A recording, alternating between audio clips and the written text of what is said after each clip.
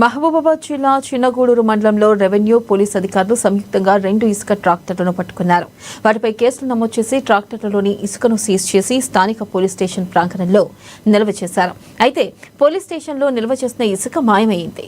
ఈ విషయంపై వివరణ కోసం స్థానిక ఎస్ఐని సంప్రదించడానికి ప్రయత్నించగా ఆయన ఫోన్ లిఫ్ట్ చేయకపోవడం, పోలీస్ స్టేషన్కి వెళ్లినా అందుబాటులో లేకపోవడం జరిగింది. అయితే ఇసుక మాయంపై గ్రామస్తులు తహసీల్దార్కు ఫిర్యాదు చేశారు. ఈ వ్యవహారంలో ఎవరి పాత్ర ఉందో తెలుసుకునేలా విచారణ జరిపించాలని వారు డిమాండ్ చేశారు. గత నెలలో మా దగ్గర అక్రమ ఇసుక రవాణా చేస్తున్న 2 ట్రాక్టర్లను స్థానిక ఎస్ఐ గారు పట్టుకోవడం జరిగింది. పట్టుకున్నటువంటి ట్రాక్టర్లకు తహసీల్దార్ చిన్నగూడూరు గారు జరిమానా విధించి ఈ ట్రాక్టర్లకు రిలీజ్ ఆర్డర్ ఇచ్చారు. అందులో ఉన్నటువంటి ఆ పట్టుబడిన ట్రాక్టర్లో ఉన్నటువంటి ఇసుకను పోలీస్ స్టేషన్ ఆవరణలో డంపు చేశారు.